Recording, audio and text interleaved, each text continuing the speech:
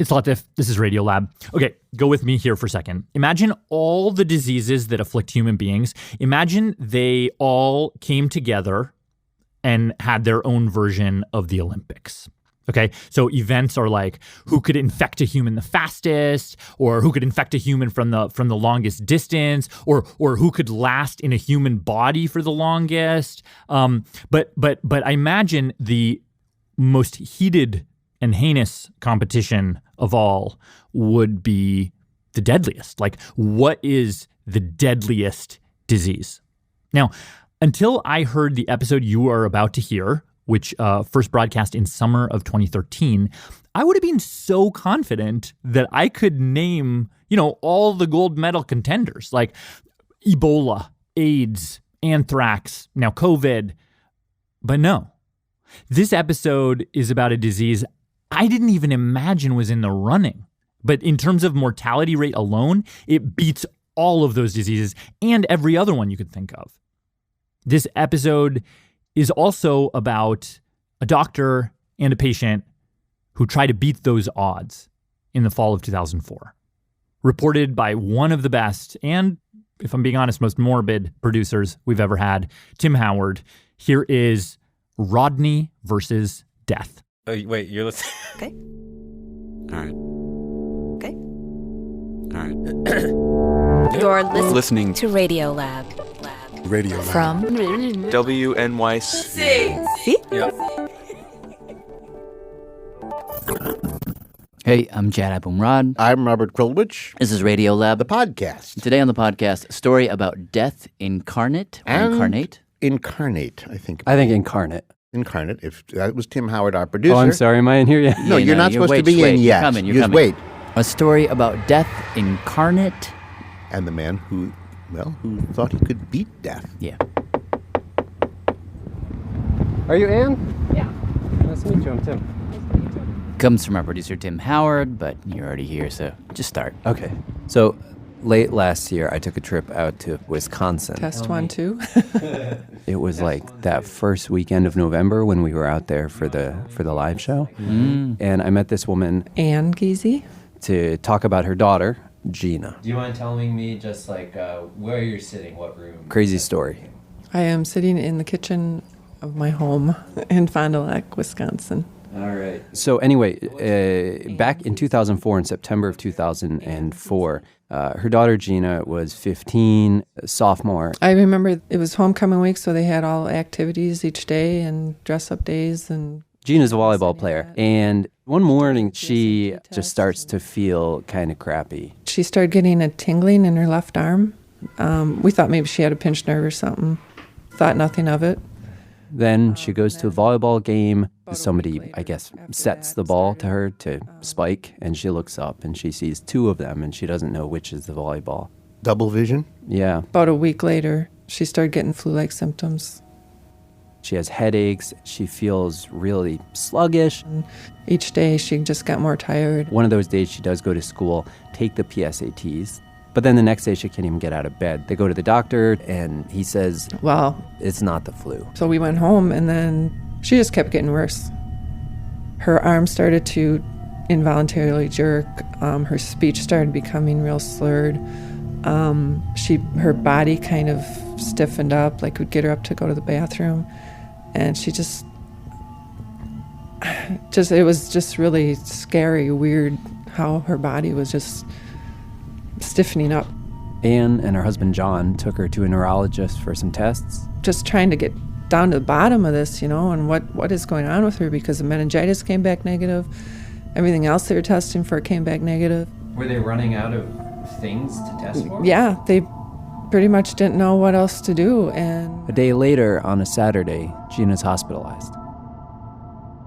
And then on Monday, when her pediatrician, who had seen her on Friday, came in and saw her, and saw how much worse she was, in just 2 days. he was like frazzled, like, what is going on here?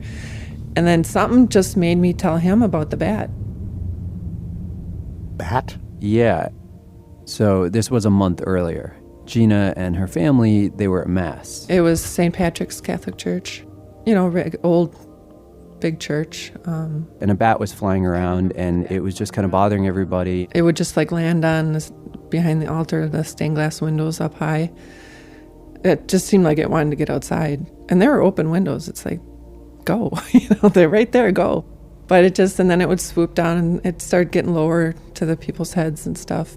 And there was an usher, he hit it to the floor. I don't know what he used, but Jeanna kept looking back at it, and being the animal lover she is, she thought she had to help it. And so she jumps up, runs over to the bat, grabs it by the wings, and takes it outside. And as she does, the bat bites her on the index finger of her left hand.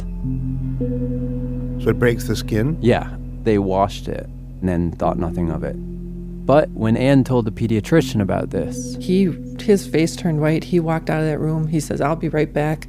But he never told us what it was. They immediately rushed her to Milwaukee, to this other hospital. Children's Hospital, Wisconsin. To be treated by this guy. I'm Rodney Willoughby. I'm an infectious disease consultant. And at the point when Rodney met Jeanna... She was what we call stuporous. You mean like she couldn't talk? She could, but barely. She was talking only single sentences, could only follow a one-step command. She was in a wheelchair. Because she couldn't physically stand. Her left arm would twitch and spasm. She would apologize, say sorry, and then try and get back into position for the exam. And she was literally getting worse by the minute. Within 2 or 3 hours, she had to have a breathing tube put in. She was essentially becoming comatose. The way she looked, I wasn't sure she was going to survive. And of course, if she had rabies, I pretty much knew she wasn't going to survive. Rabies. Yeah. But if you are diagnosed with rabies, then what do you do? You die, basically. You die? Yeah. Well, like what? All of the time? Some of the time? All of the time. It's a really deadly disease. In terms of the percentage of people who come down with the symptoms of rabies who die, it is the deadliest disease in the world. The deadliest? Yeah. Here's the bottom line. If we say there are 55,000 cases of rabies a year, then you also have 55,000 rabies deaths a year. Meaning it's 100% fatal. Yeah. And by the way, this is Monica. Monica Murphy. I'm a public health veterinarian. And this is Bill. Bill Wasik. I'm a senior editor at Wired magazine. And they wrote a book called Rabid, where they trace the history of rabies all the way back to the beginning. There are references to rabies going back as far as we have human writing in the Sumerian literature, in the Akkadian literature. So for thousands of years, we have been throwing everything and anything we can think of at this disease and failing. I mean, from the start. You see these very, very weird cures. Desperate. For example, in Roman and Greek times, if you're a Jeanna and you got bit by a bat, you might have tried eating a cock's brain, goose grease mixed with honey, the flesh of a mad dog salted, the skin or old slough of a serpent, a clod from a swallow's nest applied with vinegar, and then we have the dung of red poultry, provided it is of a red color, is very useful. If those didn't work, you could pull out the feathers from around a live rooster's anus and apply the anus to the bite wound on the theory that said anus would suck the poison up out of the wound. Wait a second. How would a rooster's anus cure ever catch on in the first place? I mean, it wouldn't work. Well, yeah, but if you think about it, not every rabid dog or bat bite is actually going to transfer the virus. In the sense that, the saliva just will fail to get the virus where it needs to be. So every so often, the healer's going to come along with his rooster's anus and, put it on your wound, and sure enough, it works. Case closed. We have our rabies cure. So you're saying that Pliny's list is a lot of lucky accidents by sorcerers? Yeah, I think that lucky accidents were kind of probably what kept some of these things kicking around long enough to become accepted. Well, what do we know about rabies for real? I mean, what do we actually know about the disease? I mean, not much. We know it's a very unusual virus. Yeah. The way a typical virus travels is it has a port of entry, it replicates locally, it makes it into the bloodstream, it circulates widely, it finds its target tissues, and then it replicates there. Right, exactly. So you get a wound, it gets infected, that goes into the blood. But rabies? It enters the body at the bite wound site. Say in Jeanna's case, the tip of her finger. It binds to a nerve right there. To a particular receptor. And then crawls its way up the nervous system. 1 to 2 centimeters per day. I think that's right, to attack the brain. It literally grabs onto the nerve and climbs up? It's like hand over hand. Might take a few days to go the length of a finger, maybe 3 weeks to go the length of an entire arm. It's during that slow climb that we can administer vaccine and help the body mount an immune response. If you give a person the vaccine before they see symptoms, while the virus is still climbing its way up to the brain, they should be okay. But once the infection has taken root in the brain,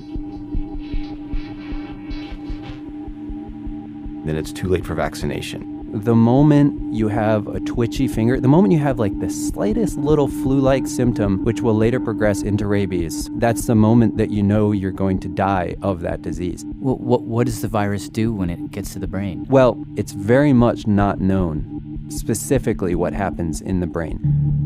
It might start shutting parts of your brain down. In about 30% of the cases, the muscles might start to kind of get paralyzed. It's called paralytic rabies. Eventually, their entire body will get paralyzed and they might just slump into a coma.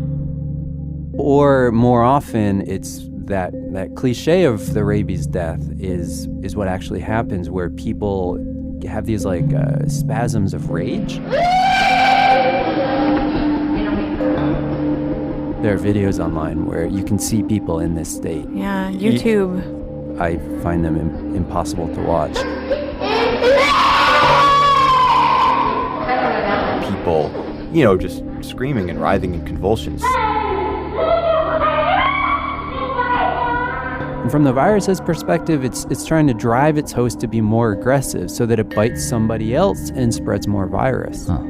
The other thing that is, I find really perverse, is that they will get this fear of water, a really powerful fear of water. The human victim of rabies tries to drink, wants to drink. But then they'll bring the cup to their hands and they'll just shake and overflow. The muscles in their throat seize up. A gag reflex. And they can't. They can't drink water? Yeah. You can imagine, though, again, from the virus's perspective, why that would be advantageous. You are trying to transmit virus through biting. So an animal who can't swallow his virus-filled saliva.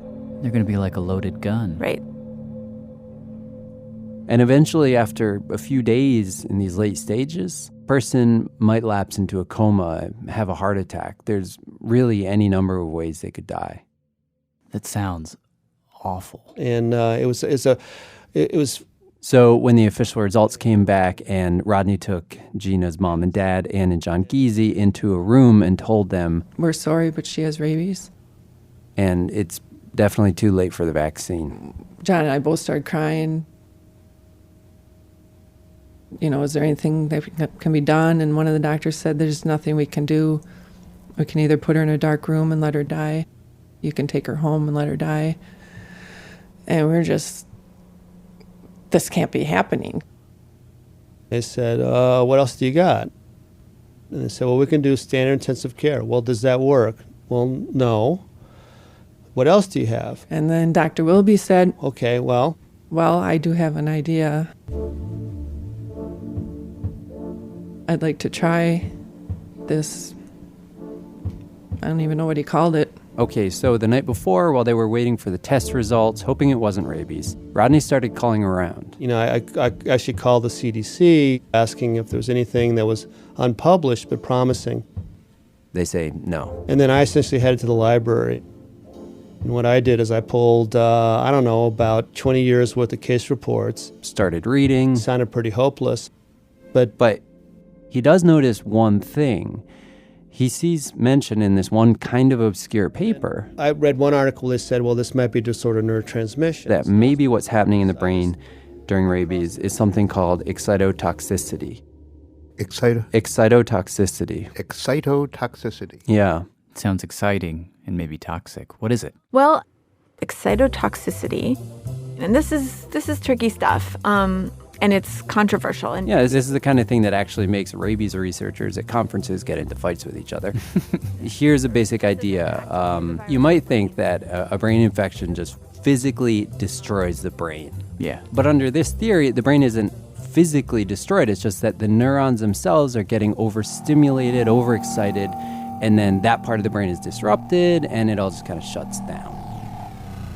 Just making it impossible for the brain to function properly. And so the sort of life-sustaining functions of the brain, like breathing and circulating blood, they stop working because the neurons that control them are just overwhelmed. Right. In other words, Rabies doesn't destroy the brain, it disrupts the brain. The brain itself is spared. So it's like a software problem, not a hardware problem. yeah. And what Rodney read is that people had died of rabies, and in the autopsy, their brains looked totally fine. Entirely normal. Moreover, The virus was gone. you couldn't even detect the rabies virus in their The brain. brain no longer had rabies in it. Really? Yeah, it was like there was no weapon at the scene of the crime. So that was my clue. What that suggested to Rodney is that the immune system does eventually turn on. Right. And it kicks in and it starts fighting the disease, but it just gets there too late. So the immune system had all the tools, but essentially this virus beat your immune system to the punch. It would kill you faster than the immune response could eradicate it. Because the virus moves, more quickly than the immune system? Way faster. And to me, it was like, well, the solution there is obvious. If you could buy Jeanna's immune system some time, Enough time, you could clear the brain and the brain would not be damaged. she might survive. So what he suggests to Anne is that he put Jeanna into a coma. Put her into a coma. Induce a coma.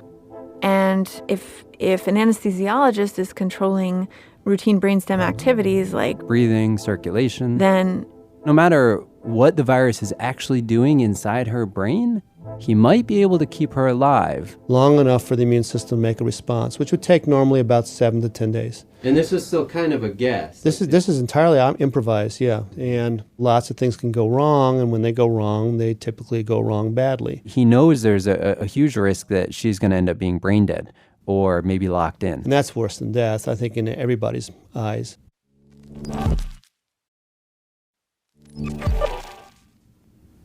Were you nervous about the like he said she could end up being a vegetable, just like she'd be survived to not? Don't think I thought that far ahead. I thought more of, let's just keep her alive, get the disease out of her. So they put Jeanna into a coma.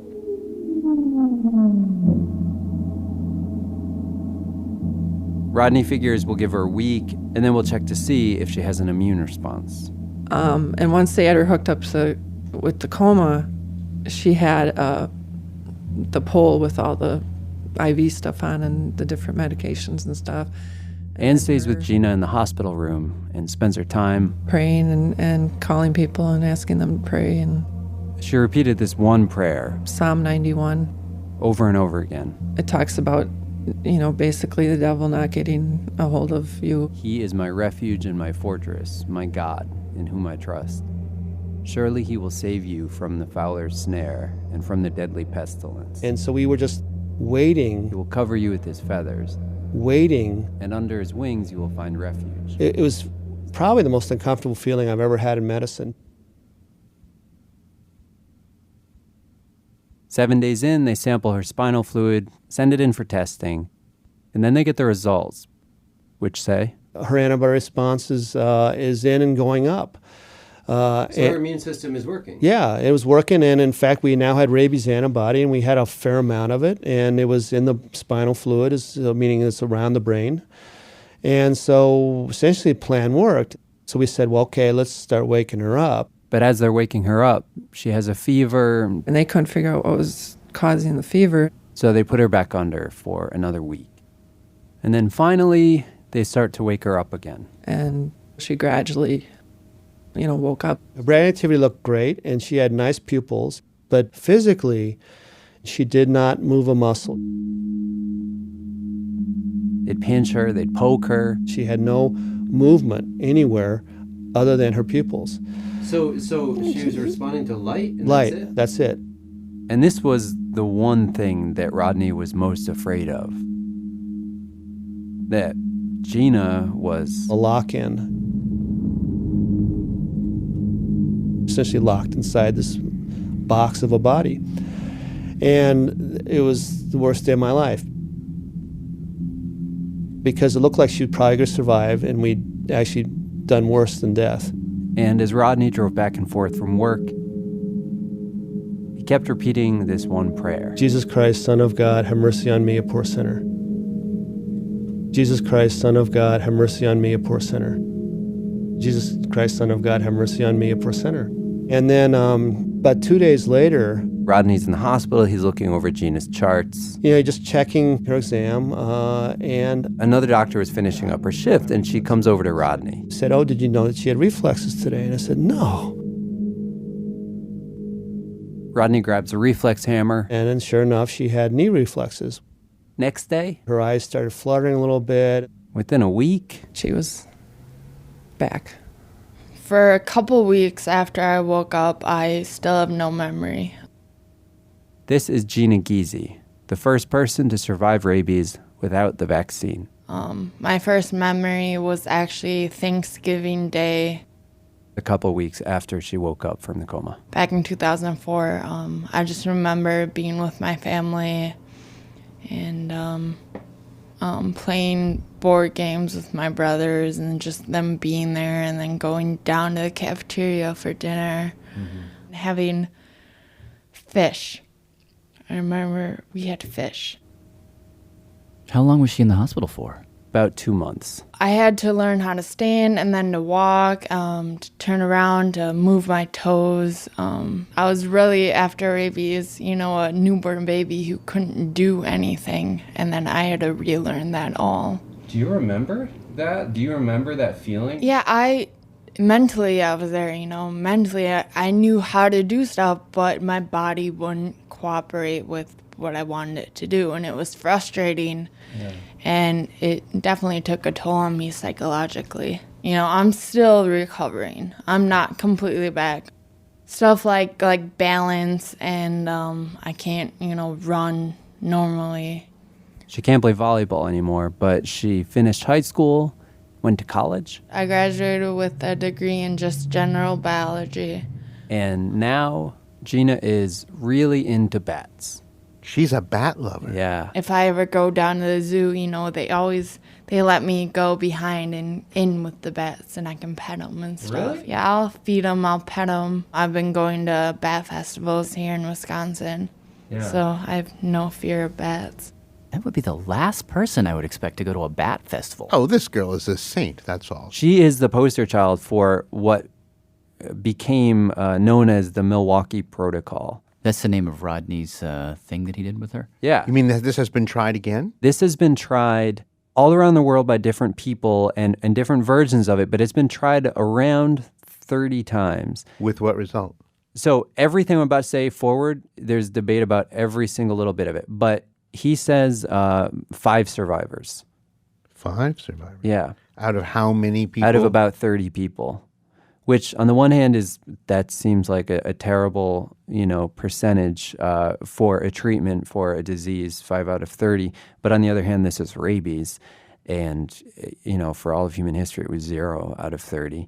Was there anything about the 5 that separates them from the others? Well, this brings us to the really murky territory. Rabies has been one of those just really interesting pathogens to me. The more you think you know about it, the more you don't know about it. This is Amy. Dr. Amy Gilbert. I'm a research biologist at the National Wildlife Research Center here in Fort Collins. So this gets to your question, Robert. A couple years ago, Amy actually went to study rabies in Peru with this guy. I am Sergio Recuenco, I'm a physician by profession. Just so happens Sergio is also from Peru. I was born in Lima. And he now works as an epidemiologist at the CDC. But in 2010, they traveled deep into the Amazon jungle.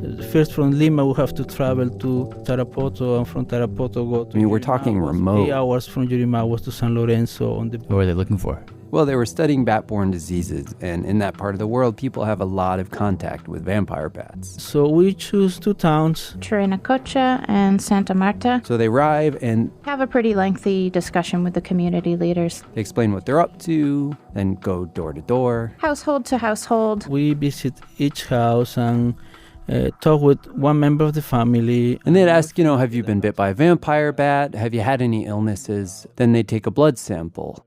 And what they found is basically rabies front page news. 11% of the blood samples that were tested, 7 people out of 63 had what we call evidence of virus neutralizing antibodies. They had rabies antibodies in their blood.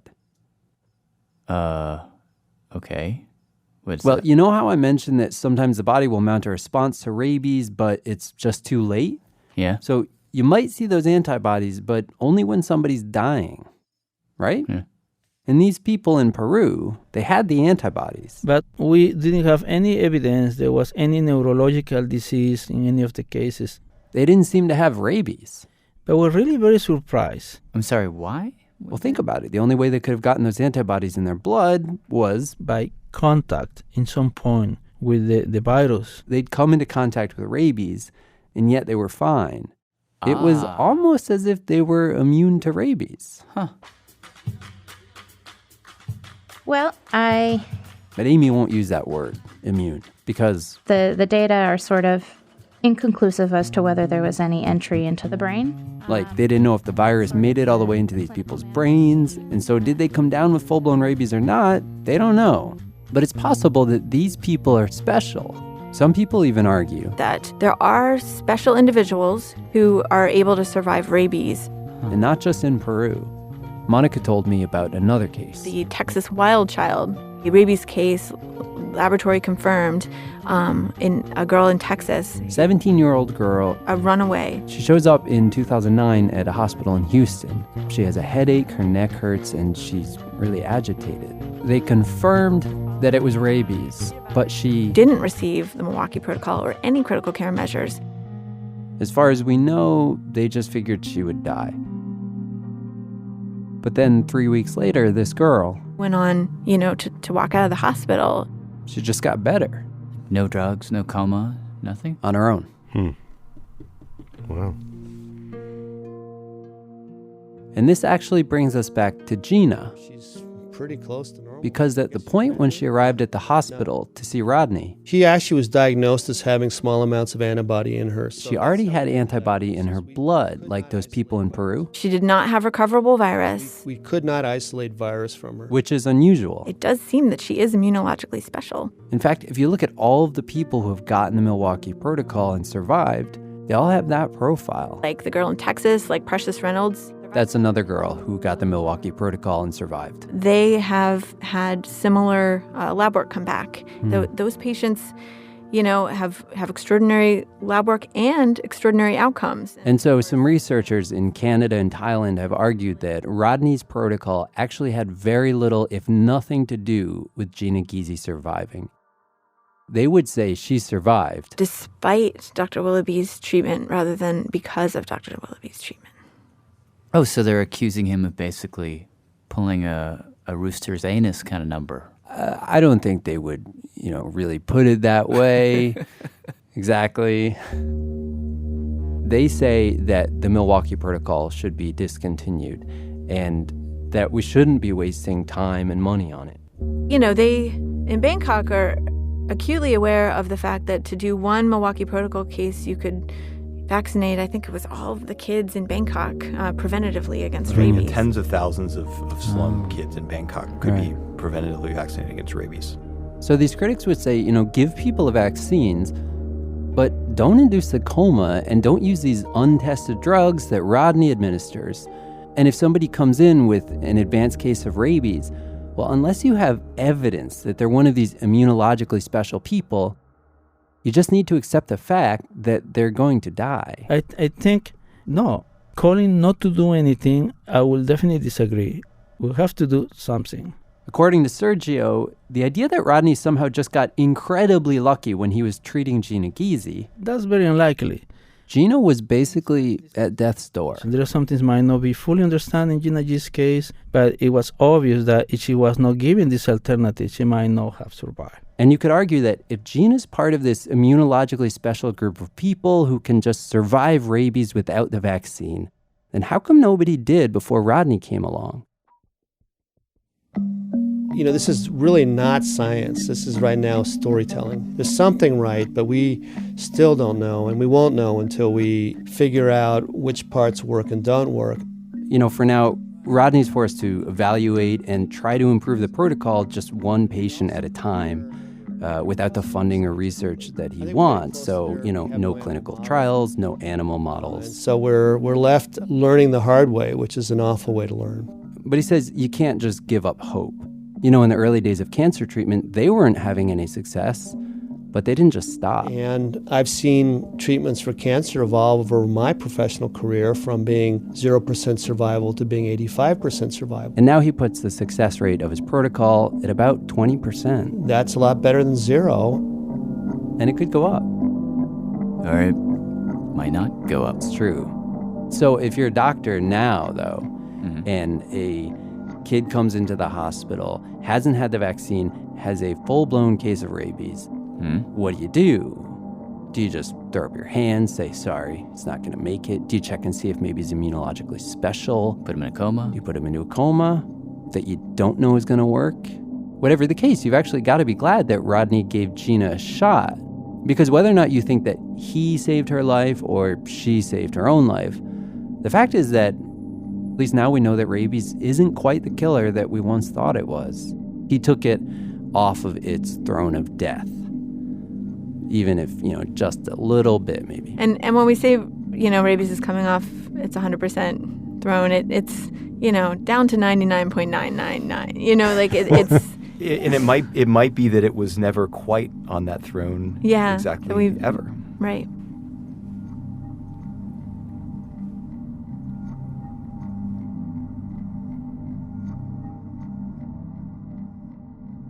All right. Well, we've certainly cleared things up. Thank you, Tim. Yeah, thank you. Sure thing. Thanks also to Ashvin Shaw for research help, and to you guys for listening.